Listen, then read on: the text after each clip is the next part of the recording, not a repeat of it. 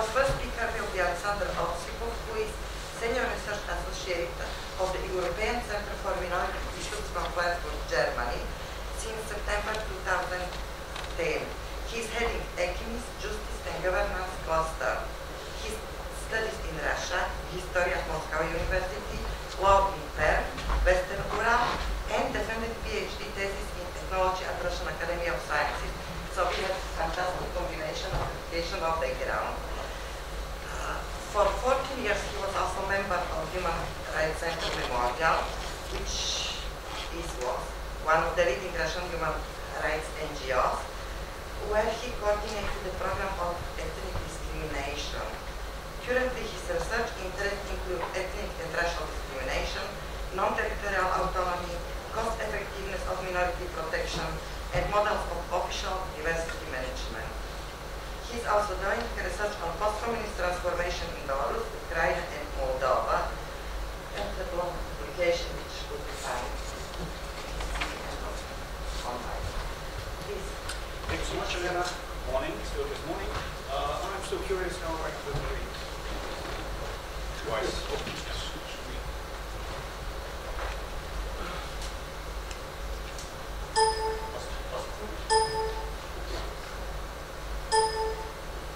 So however I'm going to proceed without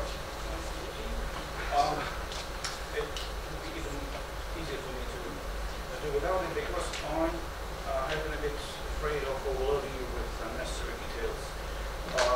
So I suspect that our focus today is on European Union or territorial developments in core Europe. Oh, yes. Sorry about that.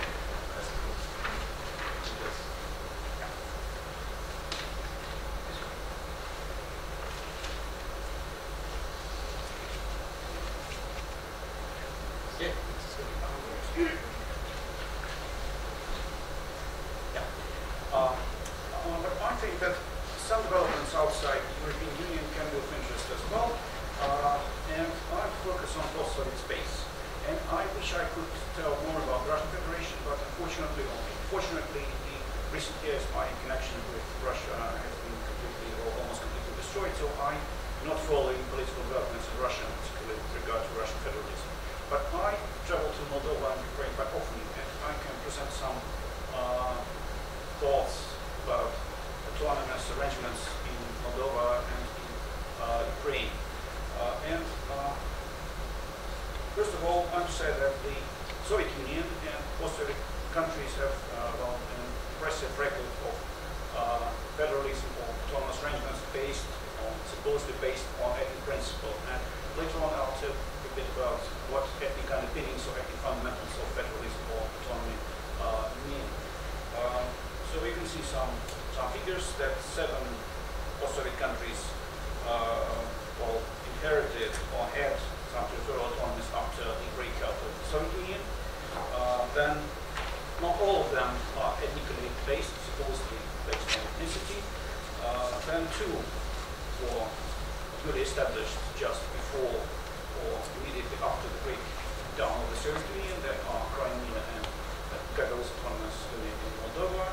And some of them exist on paper only. So, and basically they're breakaway regions such as the Nagorno-Karabakh or Abkhazia or territory occupied by the Russian Federation, that is Crimea.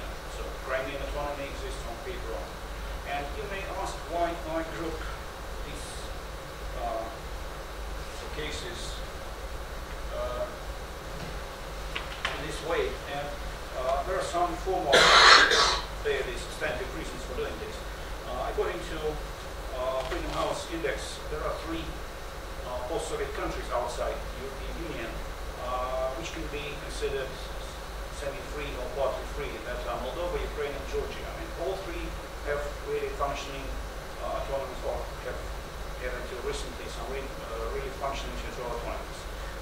There's Adjara, in the southwestern part of Georgia, Crimea, autonomous republic developed in Ukraine until Russian occupation in March 2014, and Gagauzia, the only functioning autonomous unit in Moldova. Although Transnistria, the breakaway region of eastern Moldova, according to Moldovan legislation, also has some autonomous or quasi status in this country.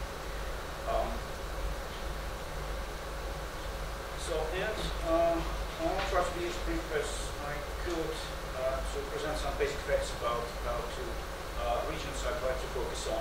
I would like to talk more about Ajara, but unfortunately we have very little information about this region. Unfortunately, very few people, if any, do research on Ajara and recent developments on Ajara and autonomy. On top of this, Ajara has no ethnic identity.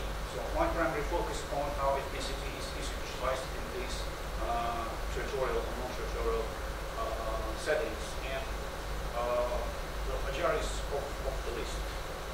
So Crimea, that's some basic facts that it was core of Crimean Khanate until its Russian annexation in the late 18th century. Then, after the Bolshevist takeover, it was part of Russian Federation.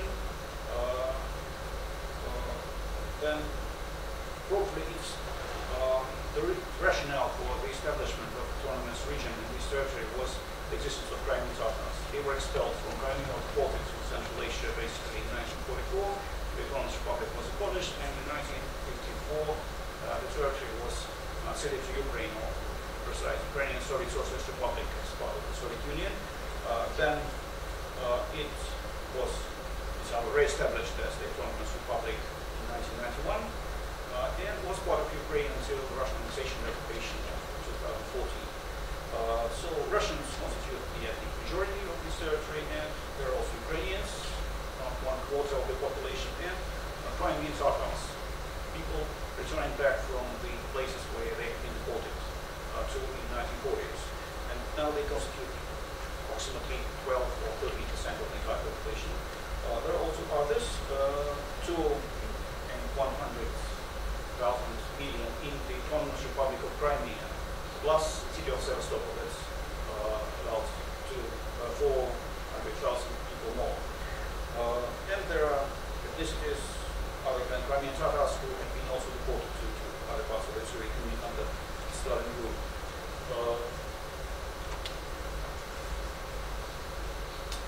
So the debates around Crimean autonomy started in 1989.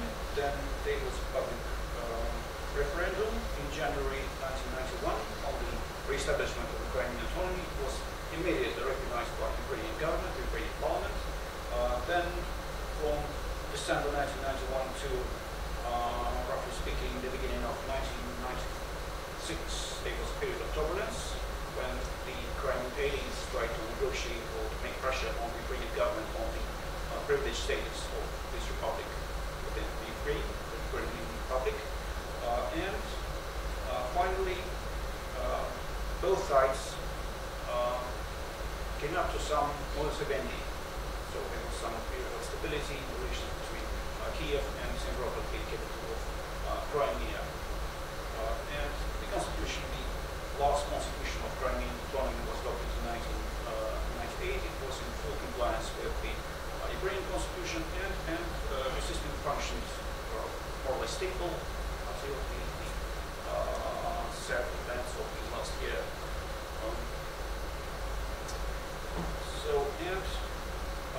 Then my major focus is on ethnic underpinning of the Crimean autonomy. So there have been no clear and explicit references to any ethnic fundamentals of Crimea and either constitution or legislation of Crimea.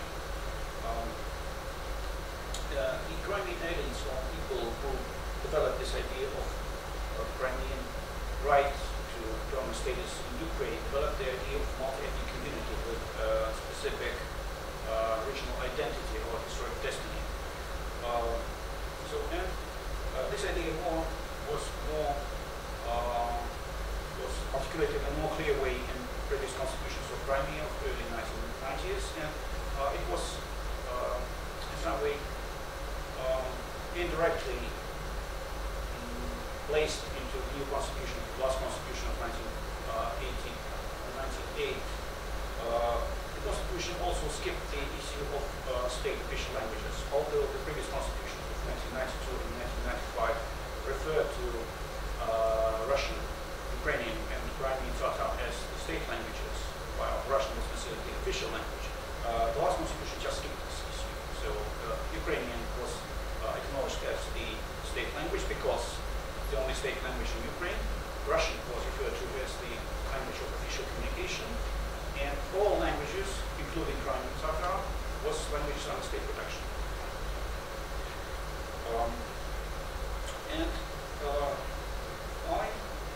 I use a bit strong wording here that there were no provisions pertaining to ethnic policy and to the support of the deportees or formerly deported people. Of course, there were references to the thesis on the Constitution of Crimea and the Ukraine, but no clear obligations of the state with regard to these segments of official policies. And in fact, policies were fully defined, they existed. The governments of Crimea and Ukraine did many interesting things with regard to the Crimean Tatar deportees, or formerly deported Crimean Tatars, with the usage of languages in this area, with support to other minority groups. But I'm going to skip this because it's a complex issue. I should just emphasize the fact that Crimean autonomy was not something isolated from main Ukraine in terms of politics. So it was a channel of upward mobility for many policy makers in Ukraine. Elections to the Ukrainian parliament, or the first election to the Crimean parliament, and then taking part in Ukrainian politics. That almost all Ukrainian parties paid attention to Crimean elections because the part of oppositional voters were represented in this territory, and so Crimea was involved in Ukrainian politics in some way. Also, a very important thing is that the division of powers, divisions of competences between Ukraine, mainland Ukraine, Ukraine as the entire country, and Crimea's autonomous region were achieved in some backdoor negotiations. So it was very poor formal institutionalization of the division of competences between Ukraine and Crimea, and many things were achieved in some way on closed doors. Then Gagauzia. So the Gagauz are a Turkic-speaking ethnic group who profess Orthodox Christianity and who reside in the area called Bessarabia. This is southern part of Moldova and southwestern part of Ukraine. It's a small ethnicity. Totally, they number up to 250,000 people worldwide. Of them, maybe 130,000 reside in southern Moldova. They are settlers from Balkans of late 18th, early 19th century. So this territory was annexed by Russia and Russian Empire in 1812. And under the Soviet rule, they were recognized in a separate ethnicity. So the autonomous territory is very tiny one. It's less than 2,000 square kilometers in the south of Moldova. And it is composed of 4 plots of land that are not contiguous. So they separate from each other administratively. And the total population, according to the last census, Moldova is approximately 162 people, but these figures mean very little because too many of the inhabitants of Moldova, as well as of the entire Gagauzia, as well as the entire Moldova, flee or seek jobs outside this country, either Russia or the European Union. And but formerly, the majority of the inhabitants are ethnic Gagauzes, approximately 82%, but it's broken somewhere here. So the movement for ethnic revival of Gagauzia started in 1989.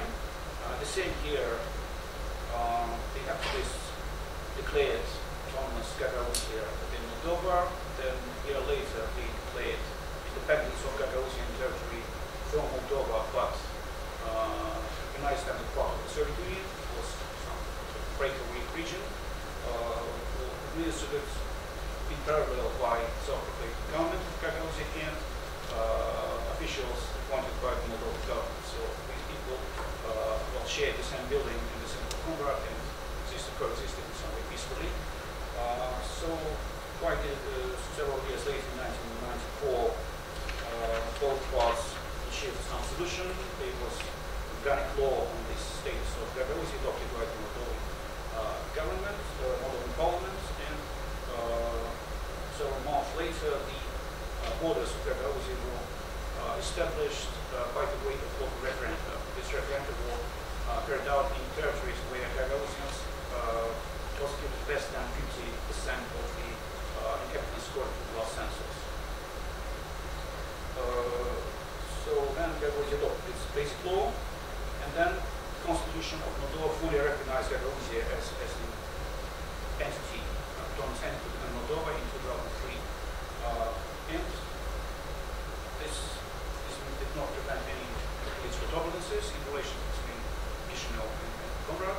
And the last, one of the last milestones on this way was the resulting referendum carried out by Gagauzien authorities in February 2014. It was on the self-determination of Gagauzia if Moldova joins Romania, and on the external orientation of Gagauzia, either they want to associate themselves with the custom union led by Russia or with the European Union. What's interesting about Gagauzia is that it's probably, correct me if I'm wrong, that it's one of two cases in Europe, probably worldwide, where the ethnic fundamental of territorial autonomy is explicitly stipulated in legislation, constitutions. The second one is probably Bosnia and Herzegovina. So I will probably skip direct quotations from the Constitution of Moldova and the Organic Law of Moldova. The Organic Law contains probably the strongest wording about the ethnic underpinnings of Gagauzien autonomy. It stipulates that Gagauzien autonomy was established on the grounds of self-determination of Gagauzien people. The code of Gagauzia contains less radical wording, but anyway, there is some direct indication that the will of Gagauzien people was the fundamental of this autonomous arrangement. And if we go further into the local and global legislation, we can probably find very few provisions pertaining to ethnic specificity of this region. So one official of Gagauzia, that is the head of the republic, the Bashkan, is supposed to be fluent in Gagauzia language. And I should emphasize that there's traditional linkage or assumption that language is an attribute of ethnicity in the former Soviet Union or the broader Central Eastern Europe. Then the deputy chair of the parliament of Gagauzia must be of non-Gagauzien origin. That's it. And there are some general provisions concerning this. Finishing with this. So, and there are some general provisions about the obligations of the Gagauzien state to invest in the development and protection of Gagauzien language and Gagauzien culture. As for the politics, one can say that very little has been done with regard to the promotion and development of Gagauzien language and culture. So predominantly, Gagauzia is a Russian-speaking area. Russian is the only language of official communication inside and outside Gagauzia. The Gagauzien language is taught as a subject in all schools of Gagauzia, but and in Comrade University, but there are no Gagauzien schools. And mass media is almost exclusively run in Russian, except for some broadcasting and several websites done in Gagauzia. And so Russian is the dominant language, and in this respect, Gagauzia has very little, if any, difference with some parts of Moldova inhabited by non-Moldovans, such as Kabul district, also in the south of Moldova, Bets, city in the center of the country. So Russian is the dominant language in these areas.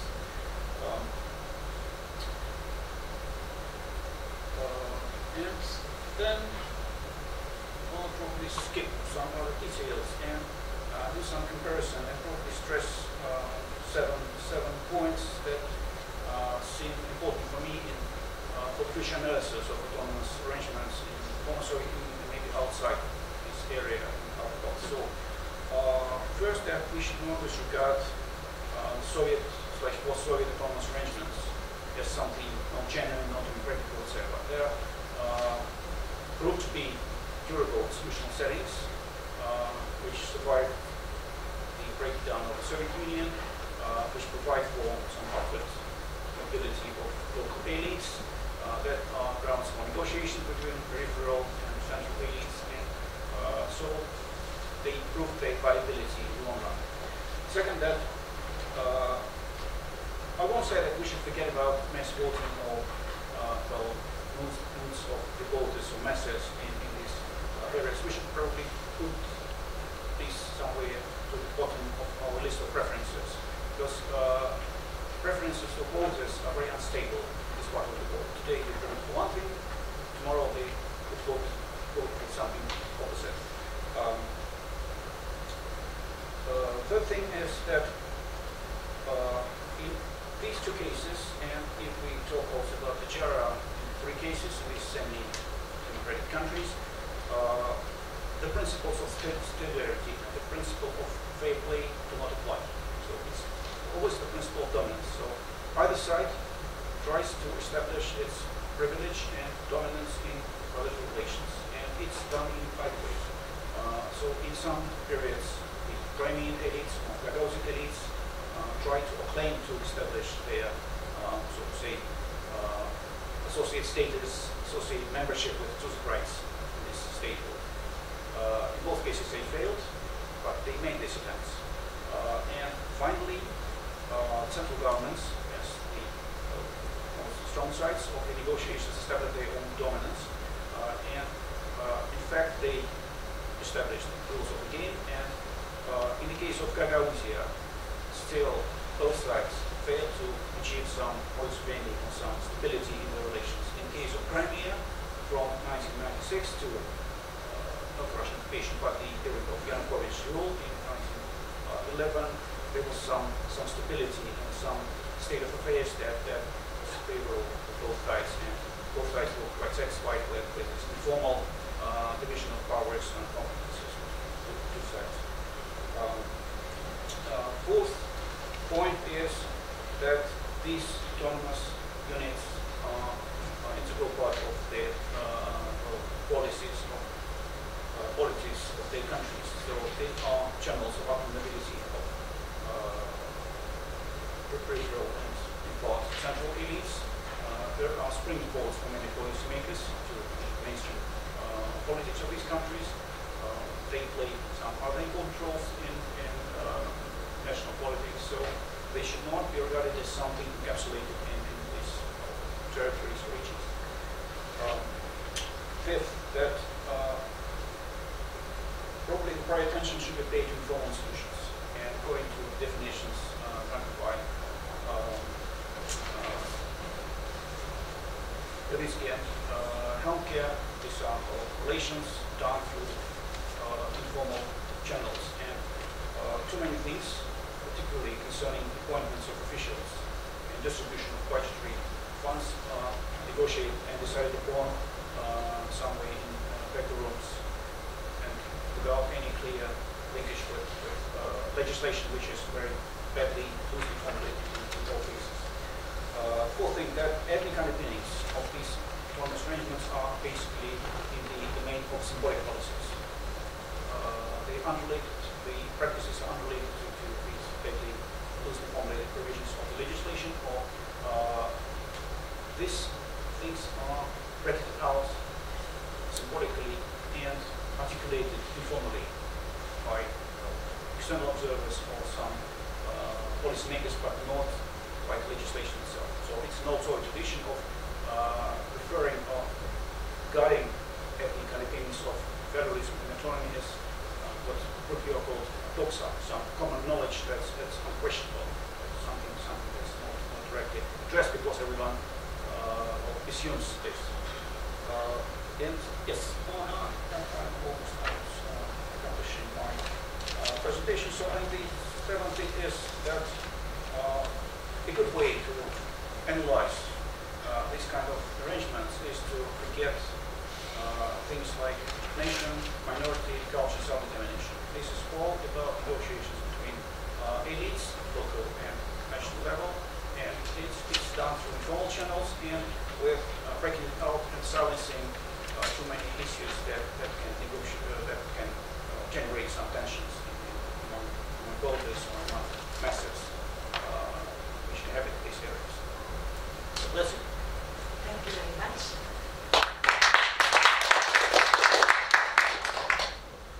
And now we are switching to the next presentation.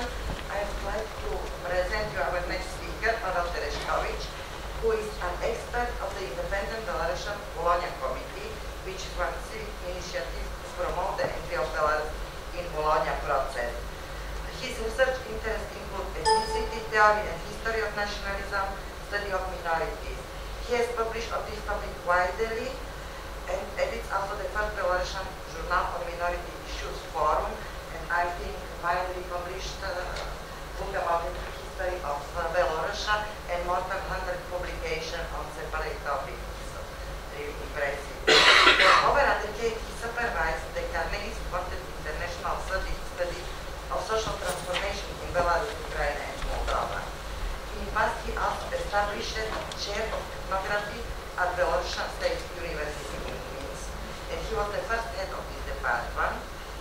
And he headed also the Department of History at the European Humanities University in Vilnius, Lithuania.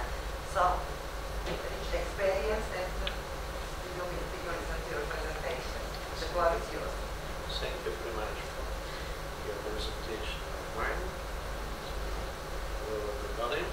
I would like to speak about the modern Belarusian centralized state, and I would like to discuss how it was constructed, and I would like to give some explanations of why it was happened exactly to Belarusian people. But I would like to start with the basic facts of Belarusian state, because I used to think that Belarus is an unknown state in Europe. So you see, from the point of view of territory, it's quite big, 200 square kilometers. It's a bit less than 10 million people, so it's about average in the Europe.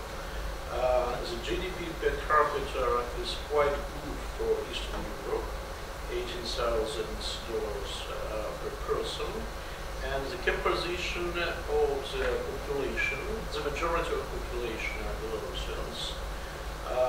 And there are a lot of minorities, and the biggest minorities are Russians, Poles, Ukrainians, and Jews. And as for Belarusians, the majority of Belarusians now do not speak Belarusian language. It is generally considered that they speak Russian, but it's not true. The majority of non-Belarusian speaking Belarusian speak a mixed language, kind of pidgin Russian. And according to the last census, up to 60% of Belarusians only consider Belarusian language as mother tongue. According to the last census, up to 30% declare that they speak Belarusian language at home, but it's not true, because according to the sociological pool, just 6% of Belarusians really speak Belarusian language. But now we see the rise of the nationalistic sentiments in Belarus because of the influence of the Russian aggression in Ukraine. A lot of informal courses of Belarusian language that are really popular, not in the rural area, but among the city dwellers. Then, Belarus is not homogeneous state from the point of view of the confessions, and frankly speaking, now we have no exact information about how many supporters of different confessions are really in Belarus, because the official statistic just reproduced the figures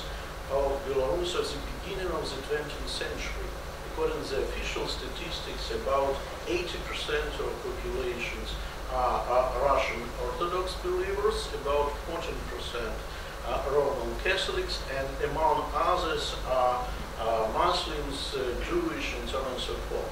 But you see in these tables that from the point of view of number of minorities, number of communities, the biggest number of communities are of Protestants, and Orthodox only on the second rank, and then Catholic. But you see the majority of the Catholic believers are concentrated on the northwestern border of Belarus with Lithuania.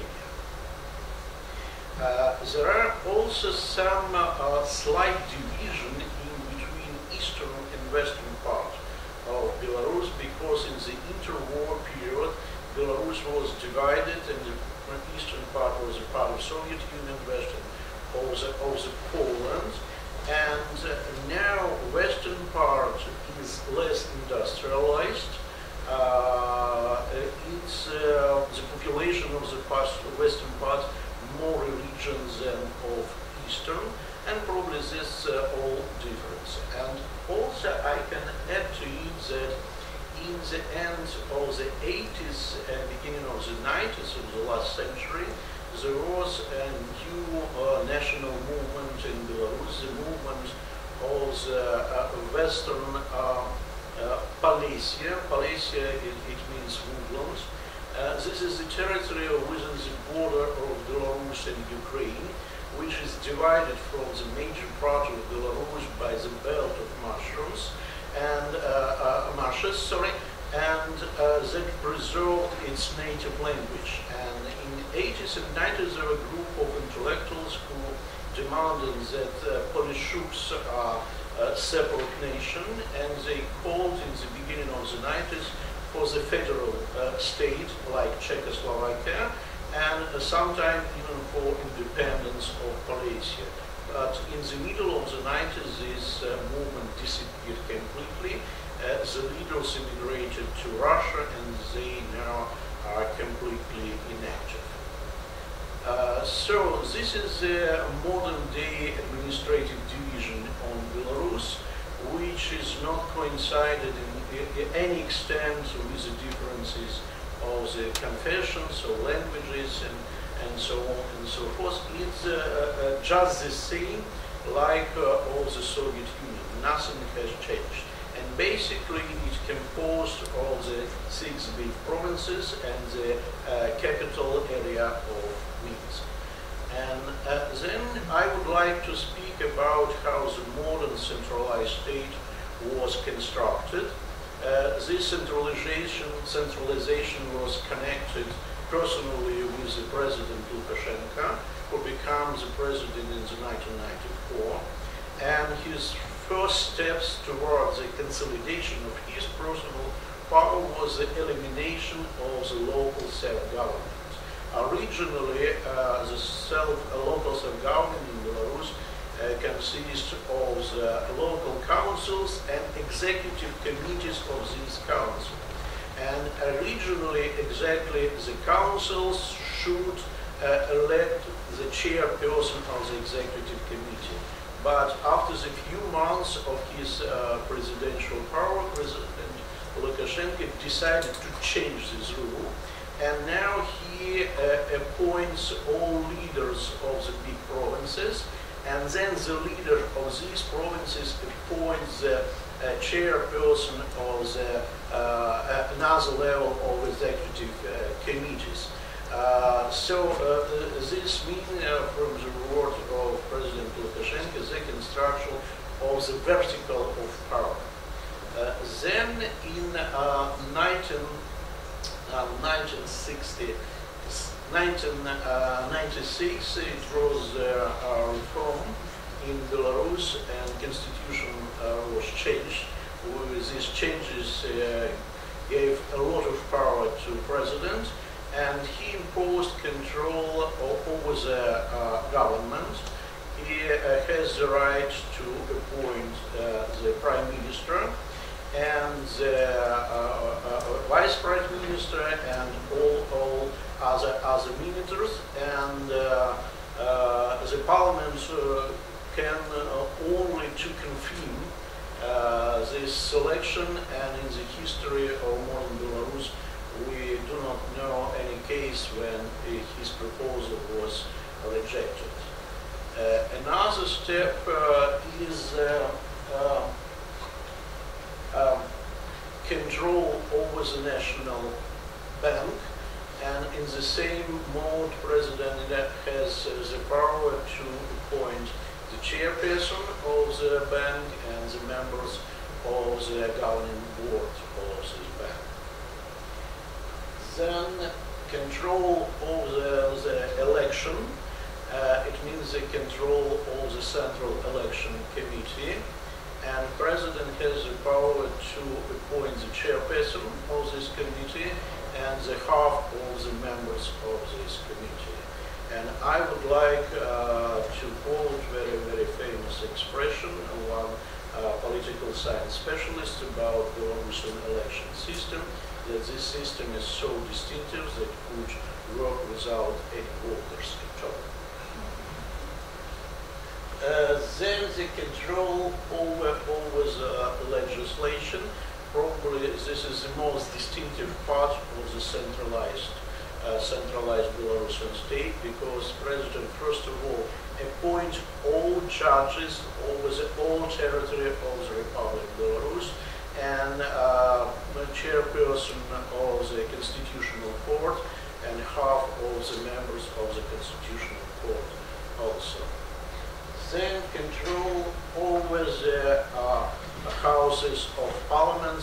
Belarus is a centralized state, but indeed we have two houses of parliament. Council of Republic, which represents the provinces and the capital area, and House of Representatives. And in the Council of Republic, President could directly appoint 1/8 part of these members. And as for the parliament in general, as President controls the election process completely, there are no any single opposition representative in the modern day parliament at all. Then, according to Constitution, President has the power to produce decrees which have the right of the law, and over the 20 years it's about 400 of decrees were produced, and generally speaking the main body who produce the law in Belarus now is not parliament but the president.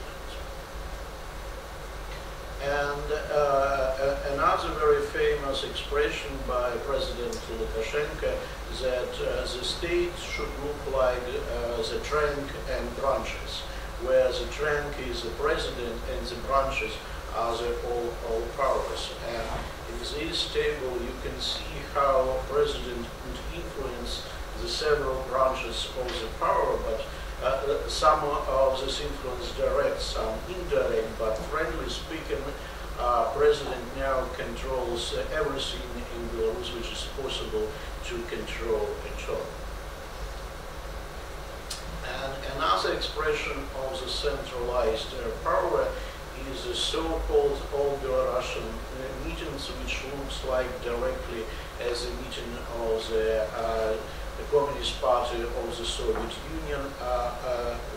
Really, in the constitution of Belarus, there is no single words about this meeting at all, but usually they are held in the eve of presidential election. It's just public relations action, nothing more. But about 2,500 so most influential persons are gathered in the same rule to show the support for the one person. And then several explanations why it was happened exactly to Belarus and to Belarusian people, why probably the first and the most distinctive authoritarian regime appeared exactly after the dissolution of Soviet Union, appeared exactly in Belarus. The first reason is the historical mode of behavior of Belarusian people. The problem is that in the 19th century, the majority of Belarusians were Serbs. And I would like to quote famous Russian economist Alexander Cheyanov, who considered that East European Serbs is just self-sufficient slave. So this produced two modes of behavior. First of all, submission, subordination, which is typical for slave. And the second one, to be self-sufficient. This is a typical for Belarusians in general. And you see in the middle of the 19th century, when in the Russian Empire the percentage of Serbs was about 40% of population, in Belarus it was 60. And in the first half of the 20th century, the Polish-speaking and Russian-speaking intellectual, social and political elite were simply eliminated physically. The young generation of Belarusian-speaking elite also were killed during the Stalinist repression period in the 1930s. And Jewish population, who was a majority of the city dwellers before World War II, also were simply physically eliminated in the 1940s. So, until the beginning of the 1960s, Belarusian people, majority of Belarusians, were peasants who preserved this basic model of behavior to be subordinated and to be self-sufficient. And then, the second reason, by the beginning of the 20th century, you see from this table, Belarus was the most backward territory in the western part of the Russian Empire. You see the huge gap in between, for example, Belarus and Latvia 8 times from the point of view in GDP. And you see present-day figures, the narrow position of Belarus is quite good. And this is mainly because of the huge jump in the 1960s, 70s and 80s, when within the life of the one generation, Belarus became industrialized state. The major part of city dwellers moved from the rural area to cities.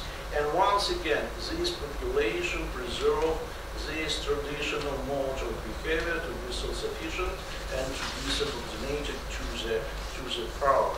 And now in Belarus, this period of the 60s, 70s and 90s is considered as a period of golden age.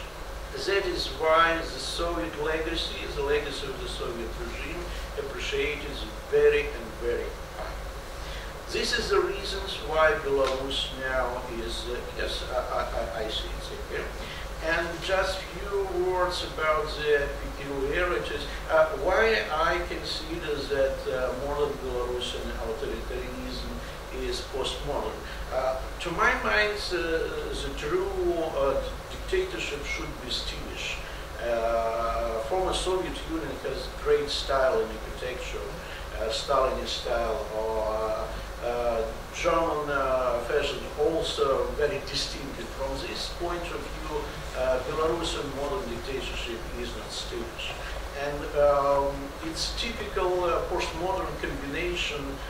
From one side, we can see the Soviet-style symbols of the state, flag, coat of arms.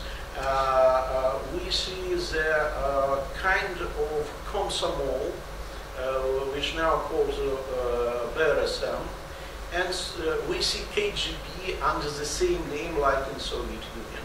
From the other side, there is no Communist Party or any which looks like the government party in Belarus.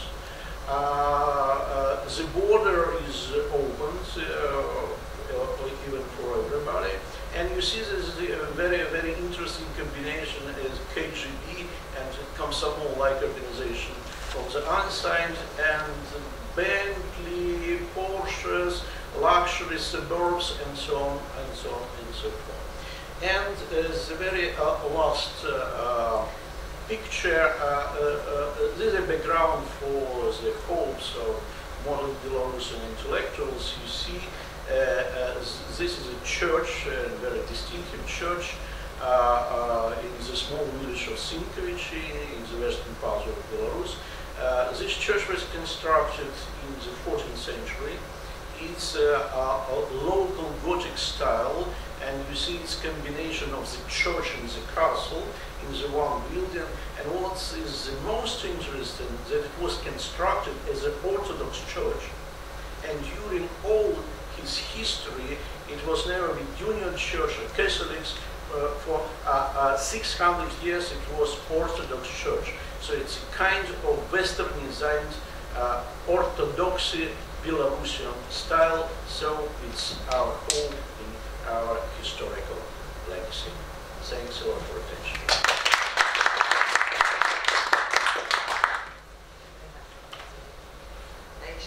Now the floor is yours.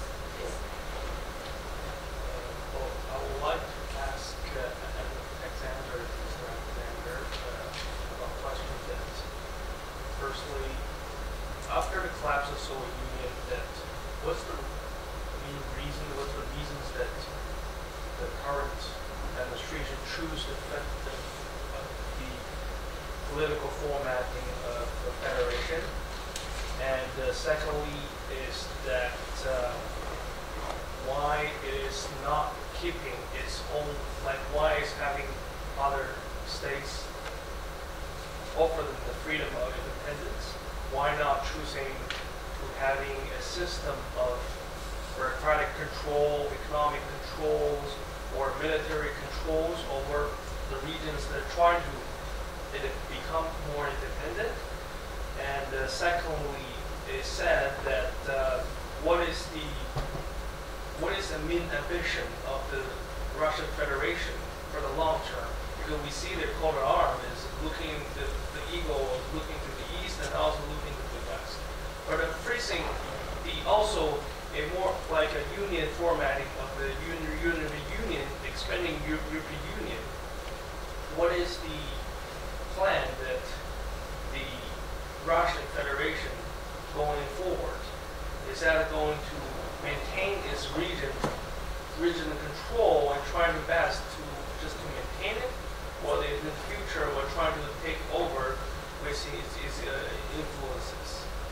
And the last question is that what is the main format of control that inside the Russian Federation?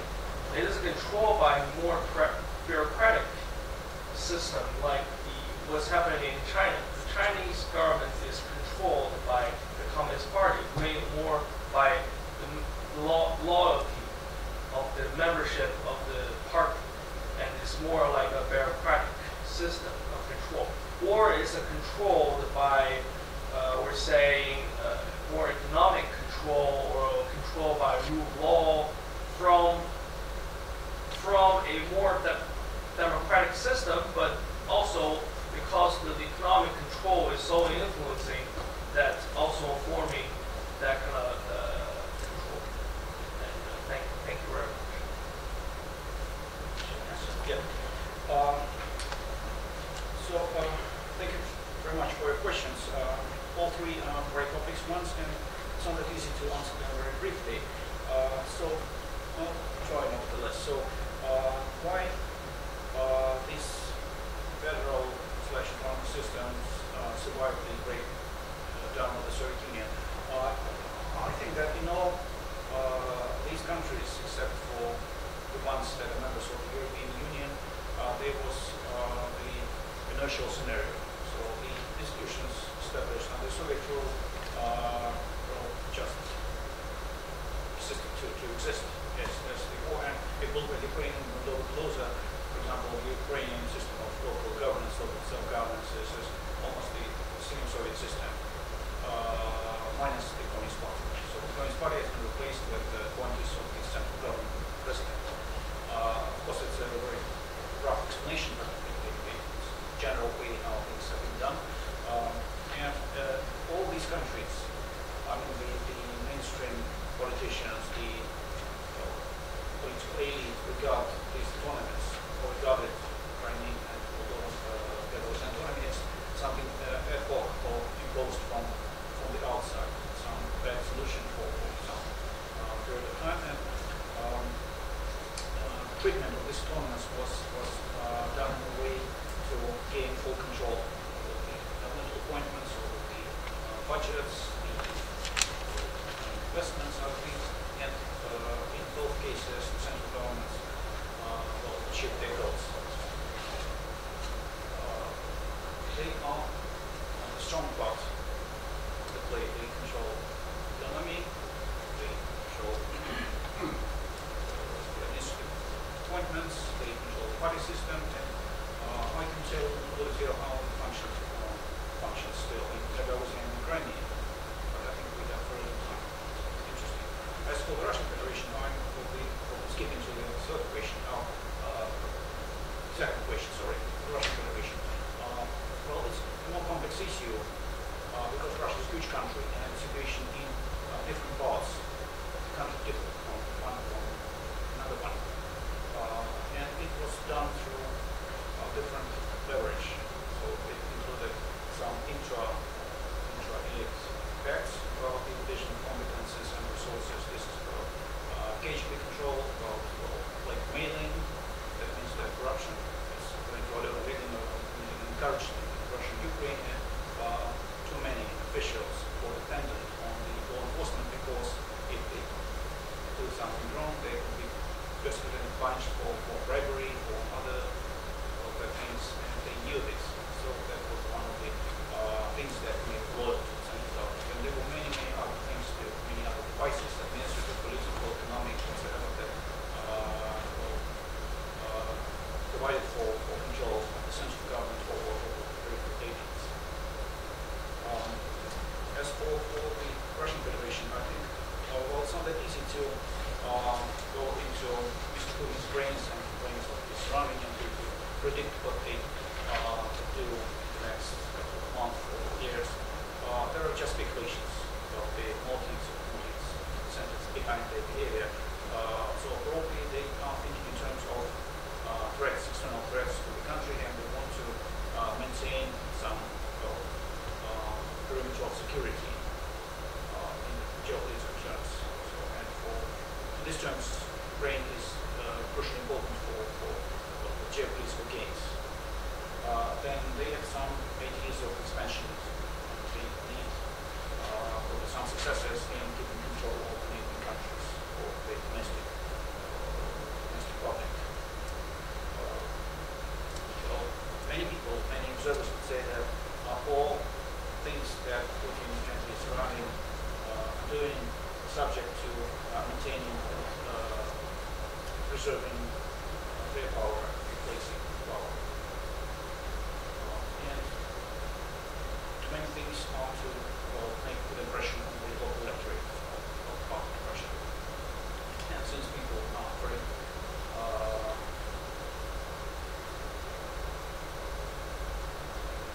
very good attitude to expansionism, a very good attitude towards the collapse of the Soviet Union, then probably all the government's movement in the direction of taking more control over neighboring countries would be welcome in this society. So this is a very rough explanation of what's happening. Not go too far into detail.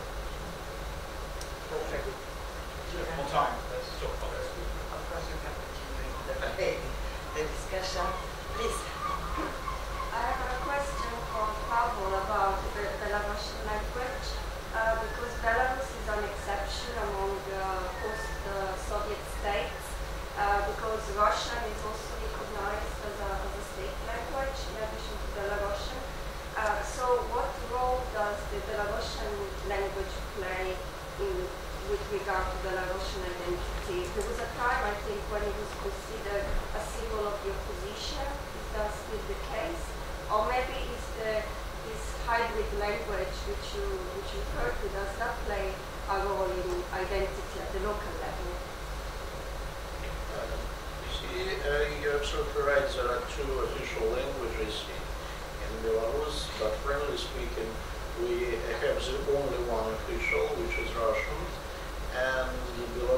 just as a symbol. And from the point of view of the area of the usage of Belarusian language, it's quite narrow, because it's less than 14% of pupils are studying Belarusian language in schools, and there is no any university in Belarus with purely Belarusian language or instruction, just several departments, usually departments of philology or history. And probably you noted that I articulated this moment that up to 30% of Belarusians declared that they use Belarusian language at home, but it's according to sociological rules, it's not true. And this means that not for only intellectual elite, but for the huge part of Belarusian language is a symbol. So, of course, Belarusians speak in a position, political opposition, is the most strong opposition to regime of Alexander Lukashenko. To my mind, of course, now it's the majority of these Belarusian articulated by Belarusian political parties are in the margin of the political process, because there is no normal political process in Belarus at all. But this is a quite strong community which elaborated their own high culture, including literature, including pop culture, rock music, and so on and so forth. Very strong because this is internet community. Very consolidated, but not of course. This is our situation.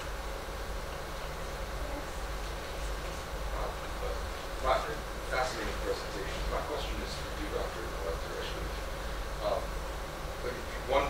Another factor is Belarus being so devastated in the Second World War, I think a higher casualty ratio than any of the other republics.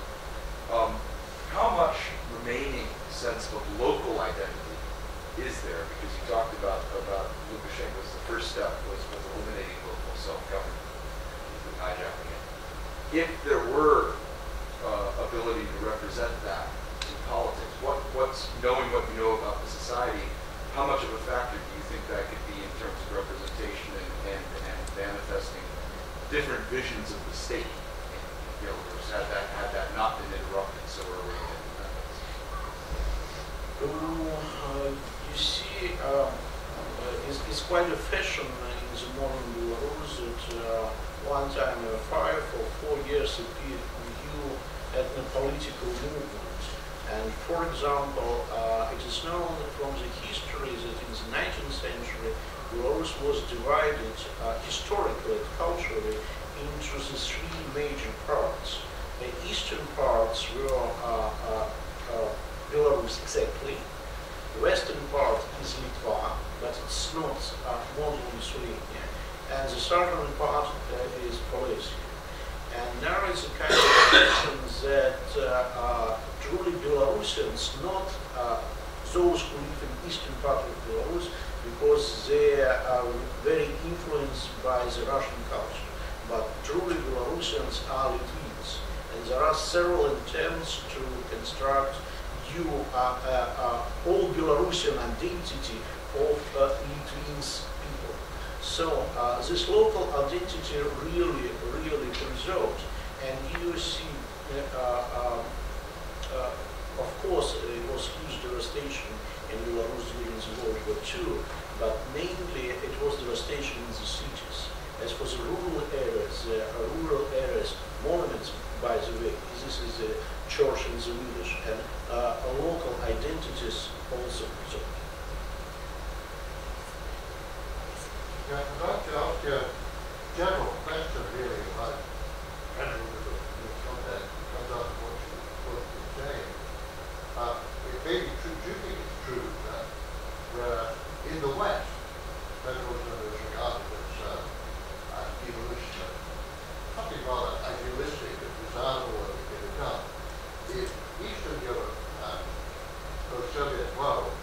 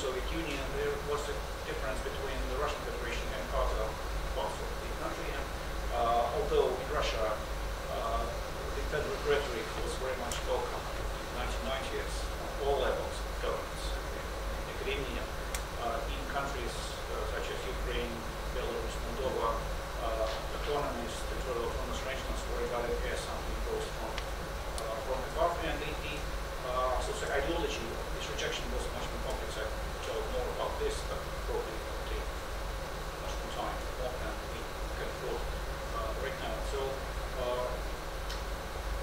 I won't say that this fears for federalism and autonomism are ungrounded in these countries, and recent developments in Ukraine demonstrate that this can be used as a tool for external manipulation.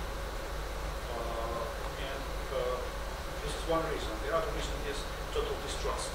The elites, all parts of the population, populaces in these countries towards each other, and probably the core explanation of what we observe in this part of the world is that execution settings are unstable, and people, elites and common people, cannot do planning in the long run. Probably this is one of the reasons why elites in Russian Federation, primarily Belarus, nowadays in Georgia, are opting for more centralized and authoritarian system, because they prefer it to chaotic institutional stability, where you can strike no deals with anyone, because the next day it will be violated. And the course of negotiations between peripheral elites in Crimea, Belarus, and the central government demonstrate very clearly that they cannot achieve any durable solution, because they distrust each other, and all negotiations are in vain. And they do things that must be harmful to their statehood in the long run, but they leave for tomorrow. They think about next elections probably. So the central government of Moldova undermines the fundamentals of federalism and autonomy, although it was a well-political solution for the separatist one. Why they do so?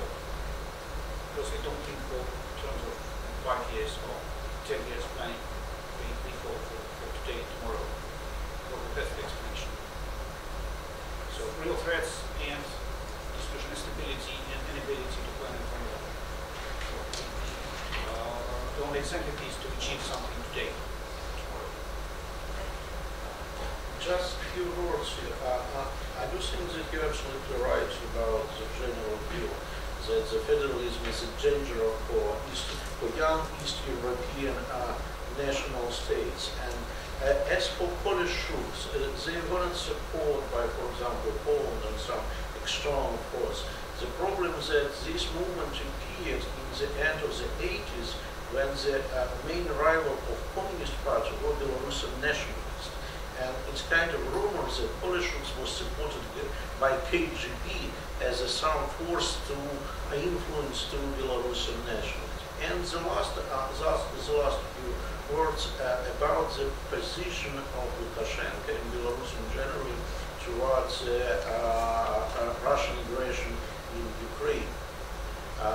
Lukashenko became a mediator of the negotiations process, and one of the reasons he said that federalism for Ukraine is absolutely inappropriate. And I think that he doesn't think about Ukraine. He thought about himself, about Belarus. So once again, federalism isn't a good thing for East Europe.